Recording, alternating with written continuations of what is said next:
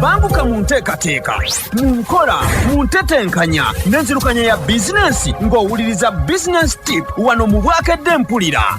Tukyali mu katabo kaffe Naawe Osobola-Simon Ssenkayi kagula emitwalo 10 wandika efunidde mu bwangu obw'ekitalo kubanga ate amagezi agali muno obubaka obuli muno bwa makulu nnyo nti ddala wootadde emitwalo 10 naawe wennyini ojja kugamba nti tezigenduse.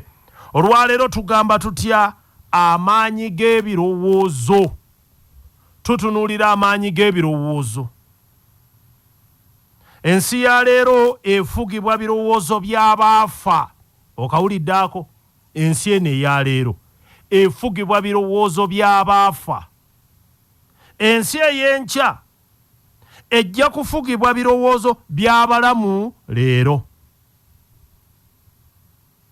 Kirowoozo ki ky'oleese ekinaalungamya abo abalijja? Kirowoozo ki? Weekube mu ttooki. Kirowoozo ki ky'oleese ekinaalungamya abo abalijja? Ebintu byonna ebitwetoolodde nga bitwesiimisa byaliko ebirowoozo olunaku olumu. Ebizimbe ebirungi era ebyewuunyisa byaliko mu mutwe gw'omuntu ng'ebirowoozo. Abo bannaffe abakuba pulaani z'ebizimbe agana ekizimbe kino ekizimbe kino kisobola gira bwe tuti. Siyinza kulema kukkiriza nti ensi efugibwa ebirowoozo era abalina ebirowoozo ebirungi be bali ensi. Abalina ebirowoozo ebirungi be bali ensi. Ebirowoozo tebikoma ku kufuga nsi kyokka. Naye ekyewuunyisa ensi efugibwa ebirowoozo okusinga ebyabo abaagenda edda. Okusinga ebyabo abaagenda edda.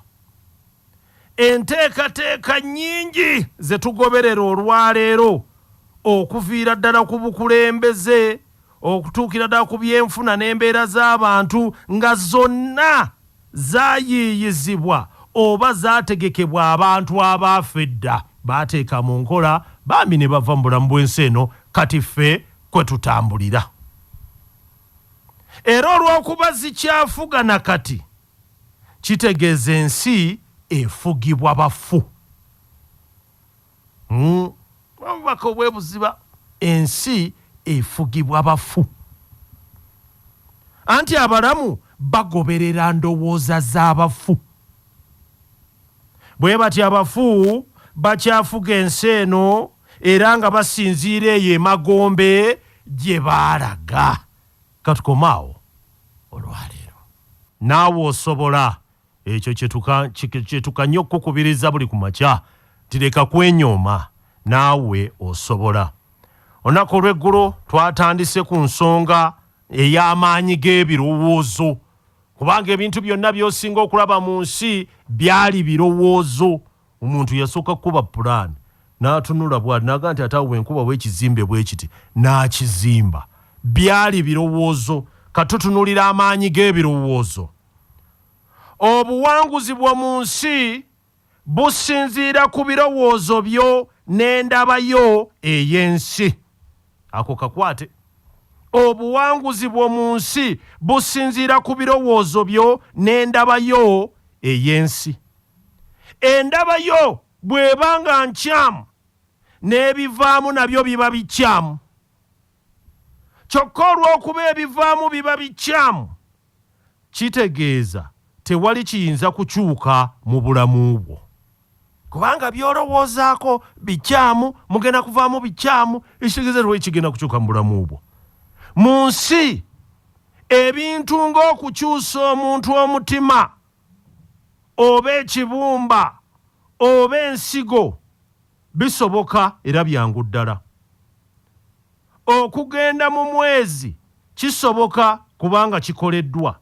Naye ekintu ekisinga obuzibu kwe kukyusa engeri omuntu gy'alabamu ensi. Ekyo kikakali. Mu byawandiikibwa ebitukuvu mu kitabo kya Matayo 6:33 kigamba kitya? Naye musooke ng'okunoonya obwakabaka bwa Katonda n'obutuukirivu bwe, n'ebirala biribongerwako. Mu bigambo ebyo mulimu ekigambo ekikulu kye njagala okuteekako ennyo amaanyi, obwakabaka. Ekigambo bwakabaka kintu kya Katonda so si ky'abantu ba nsi eno. Kino kiraga nti Katonda ye kabaka asooka n'afugira mu nsi etalabika. Okusinziira ku byawandiikibwa ebingi mu bitabo byonna ebitukuvu, bikakasa nti Katonda yali ayagala ensi ejjula ennono eva mu nsi eterabika, yeeyo gy'akulembera. Ekyokulabirako, mu ssaala esinga okusomwa abantu bonna mu nsi eya Kitaffe ali mu ggulu, bw'ogoberera obulungi ekakasa nti Katonda yayagala ebikolebwa mu nsi etalabika, bye biba bikolebwa mu nsi eno eyaffe awatali kukyusaamu yadde. Ekitegeeza nti yali ayagala obwakabaka bwe busembere ku nsi era bugifuge. Olunaku olw'eggulo twabadde tutunuulira essaala egamba etya eya Kitaffe ali mu ggulu, obwakabaka bwo bujje, by'oyagala bikolebwe n'ebirala byonna. Eraga nti bw'ogoberera obulungi ekakasa nti Katonda yayagala ebikolebwa mu nsi eterabika, bye biba bikolebwa mu nsi eno eyaffe awatali kukyusaamu yadde. Okawulira, ekitegeeza nti yali ayagala obwakabaka bwe busembere ku nsi era bugifuge. Ndowooza wano we wava n'ennono y'obwakabaka bwonna mu nsi okwagala okugaziwa, era okusinziira ku byawandiikibwa ebitukuvu biwandiika ku Katonda nga kabaka w'abakabaka. Kano kabonero akakakasa nti buli muntu yenna omulamu alina obwakabaka mu ye, era mu butuufu asobolera ddala okufuuka kabaka mu kuyitibwa kwe kwonna. Okugeza, osobola okufuuka kabaka mu kujjanjaba abantu, osobola okufuuka kabaka mu kukyanga omupiira oba okuyimba oba okusomesa. Ebyo nno bigambo bya Ssenkayi, si byange. Newankubadde ekigambo kabaka ffe tukitegeera bulungi, naye omuntu atamanyi bwakabaka bwe bubeera kiyinza okumuzibuwalira okutegeera obulungi obwakabaka bwa Katonda obwogerwako. Mu bufunze ffenna tuli bakabaka abaasindikibwa ku nsi okugikulembera mu ngeri ez'enjawulo, naye ku lwa Katonda. Nkusaba otwala ekiseera ekiwanvu nga weefumiitiriza ku bigambo bino, era singa abaana abaddugavu bonna basomesebwa ebigambo bino era ne babitegeera bulungi, ensi zaffe zijja kusobola okusituka okuva mu bwavu, obuteeyagaliza awamu n'agatima agabi agafumbekedde mu mawanga gaffe gano agakyakula. Kirowoozo ki kyoleese ekinaaluŋŋamya abo abaliddawo?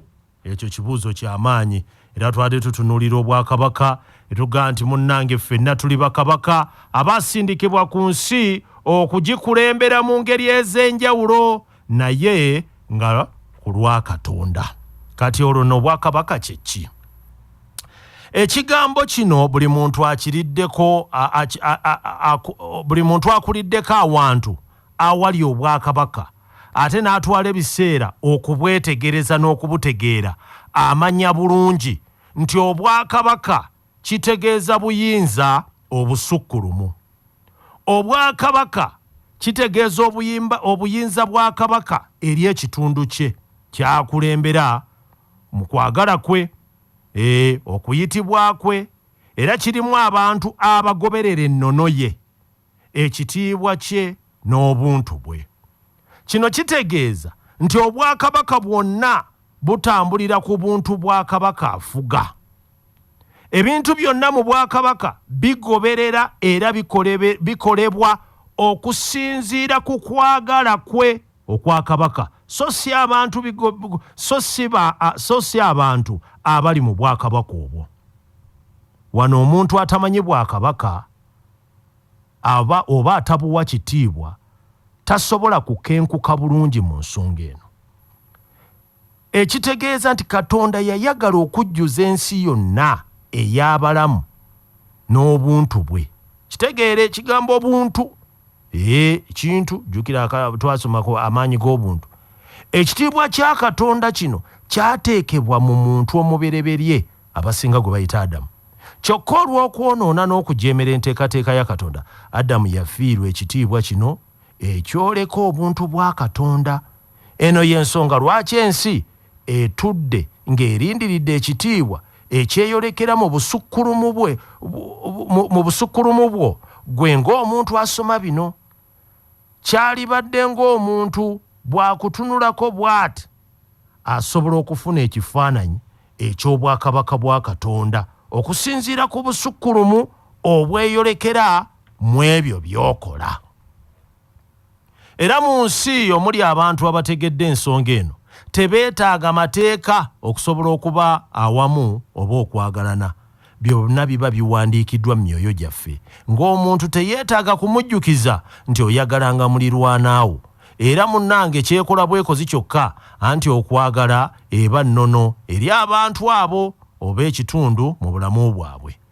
Obwakabaka tebusosola ggwanga oba nzikiriza ya muntu, nedda. Kasita omuntu ategeera ennono yaabwe asobolera ddala bulungi okwegazaanyizaamu n'okweyagaliramu. Tukyatunuulira obwakabaka kye ki? Yeyawo we twatandise. Tugamba tutya nti olunaku olumu Mukama waffe yali atambula. Omusirikale Omurooma omukulu n'ajja gy'ali n'amugamba nti, Mukama wange, nkusaba owonye omuddu wange agenda kufa. Yesu kwe kumubuuza nti aliwa tugendeyo? Omusirikale Omurooma nti totawaana, kubanga tunaagenda okutuukayo ng'afudde. Kyokka nze ndi musirikale era nina abasirikale be ntwala. Bwe mpita omu nti jangu, ajja. Bwe mugamba nti genda, agenda, kubanga bawulira bigambo byange. Bw'atyo omusirikale Omurooma kyava agamba Yesu nti naawe yogera bwogezi kigambo, omuddu wange ajja kuba mulamu. Yesu ng'awulidde ebyo yagamba nti mazima ddala sisangangayo muntu yenna mukkiriza kaabe mu Bayudaaya bonna ng'omusajja ono Omurooma. Kyava agamba omusajja ono Omurooma nti genda, omuddu wo awonye olw'okukkiriza kwo. Ebigambo bino binnyonnyola obwakabaka kye butegeeza.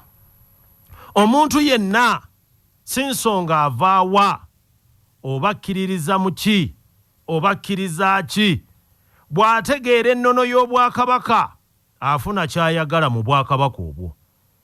Ekigambo kya kabaka mu bwakabaka bwe liba tteeka. Era bw'otegeera ekyo, buli ky'oyagala okifuna. Obuwanguzi bwonna mu nsi businziira mu kutegeera bwakabaka. Okawulidde ako? Obuwanguzi bwonna mu nsi businziira mu kutegeera bwakabaka bwo obw'oku nsi. Obwakabaka kyekyo ekirabo Katonda kye yawa omwoyo gwo okuviira ddala eri mu ntandikwa. Era bw'obuzuula, ensi ekuzuula. Kyova olaba nti teri muti guyita bantu kulya bibala byagwo. Kasita gussa ebibala, ensi eguzuula wonna wonna we guli. Tetwatondebwa kugenda kunoonya bugagga, wabula okusikiriza obugagga okujja gye tuli. Era ezimu ku nsonga lwaki omuntu tafuna nsimbi kwe kuba nti atwala ebiseera bingi ng'azinoonya. Ennono egamba nti tonoonya nsimbi, nedda, zuula obwakabaka bwo, bugoberere, obukuze. By'oyagala byonna bijja kujja gy'oli nga tolwanye. Katukomaawo olwaleero.